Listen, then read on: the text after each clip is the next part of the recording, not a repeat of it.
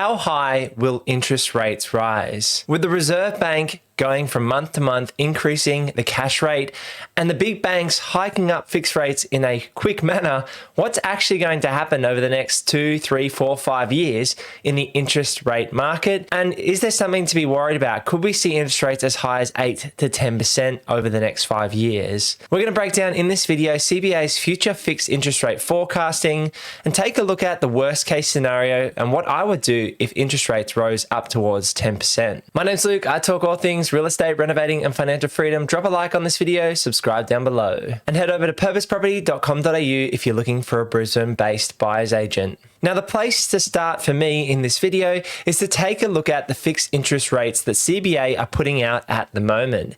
The economists at the bank are very smart, and the banks spend a lot of time and a lot of money forecasting future interest rates and managing their balance sheet. You can see on screen here that CBA is offering a fixed loan at 4.39% with a comparison rate at 4.5% for a 2-year fixed period. Now, you as the homeowner or investor need to weigh up whether you're better off fixing in at around 4.4% or whether the significantly lower variable rates will be better for you over this 2-year period. You can see here on screen the owner-occupied rates from 1, 2, 3, 4, and 5 years at CBA at the moment. So they're offering 3.74, 4.4, 5%, 5.2%, and 5.4% from years 1 to 5. So we've basically got a band between 3.8 and 5.5%. And that's where you can fix in depending on the length of your term. Now, what the economists at CBA and all of the big banks and all financial institutions are doing are betting on whether you're better off fixing in or riding the increases in variable interest rates. This will all depend on how quickly the Reserve Bank of Australia ramps up the cash rate at their regular meetings. You can even see here on screen the changes in the cash rate over time. So, people talk about 17% interest rates, and that's back in 1990. But we've had an amazing run of low interest rates, and it's time to get control of inflation. So the Reserve Bank of Australia, as you can see in the last few monthly meetings, has increased the cash rate by 0.25, taking it to 0.35%, and by 0.5 leading to 0.85%.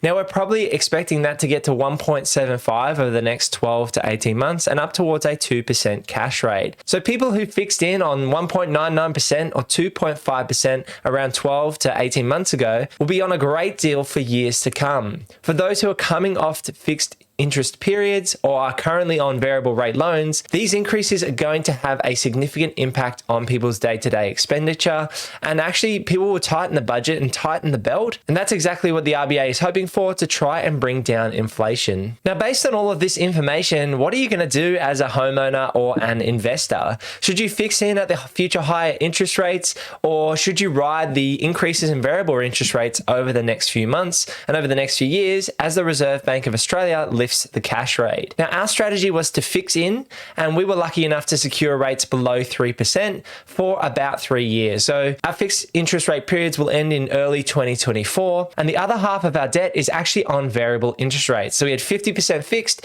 and 50% variable. What this means is our expenses are going to increase, the interest bills are going to increase in our portfolio, but we also hold a cash buffer. And this is one important thing that people should be doing is, for ourselves, given the size of our portfolio sitting up around the $5 million mark, we actually hold a 6-figure cash flow buffer in case of emergency, in case of interest rate rises, and to give us peace, give us sleep at night factor, so we don't have to worry if emergencies were to come up or if our expenditure was to increase or decrease over a period of time. We've got that 6 figures parked to the side in an offset account, ready to be used and absorb interest rate increases or ready for emergencies on properties if they need repairs. Now, exactly how high could interest rates rise? Well, we could easily see interest rates reach 5.5% in the next 5 years. They could even exceed 5.5% because essentially what you're betting here, if you're going to fix in at 5.4% for the next 5 years and you want that security, then maybe you're expecting interest rates to go above 5.5%, and you'd be better off fixing in at this 5.44% rate at the moment. I don't think interest rates will go much above 6-7%. I think Australia's economy and the household debt won't be able to handle handle that. But if interest rates were to raise up to 10%, what would I do? How would I restructure our portfolio?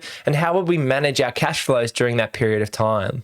If interest rates were to rise to 10%, we have a couple of properties. So what we do is we'd reassess our gross rental returns, and assuming that nothing changed, the values of the properties didn't change, the rental yields didn't change, we would look to offload our lowest yielding property. So our lowest yield is around that 3 to 3.5% on current valuation, and our high yields are around that 6 to 6.5% on current valuation. So if nothing changed, the house value stayed the same, rent didn't increase as interest rates increased, which is unlikely to happen, but if just for this hypothetical scenario, then we would probably sell off our lower yielding asset, take that capital gain, park it in our offset account, park that cash in our offset account, and then have our high yielding properties cover the remainder of the debt. Now, it's important to note that a 10% interest rate is on the debt and 6 and 6.5% yields are on the valuation. So take a 75% LVR or a little bit less than that for ourselves, and then you're looking at like for like. But that's essentially what we would do. We'd manage our cash flows, stick with high yield cash flowing properties, and there are always opportunities in the property market, whether there's high interest rates, low interest rates, whether we're going through a boom or a bust phase, there's always opportunities to manufacture value, to buy properties below market value to get instant equity, and to continue to grow a portfolio over time. This is not something that happens in 1 to 2 years. We've been looking at property investing for at least 10 years now, saving deposits, manufacturing value through renovations, managing properties, going from capital growth to cash flow. It all takes time. To close this video out, my opinion is that interest rate rises are priced into the property market,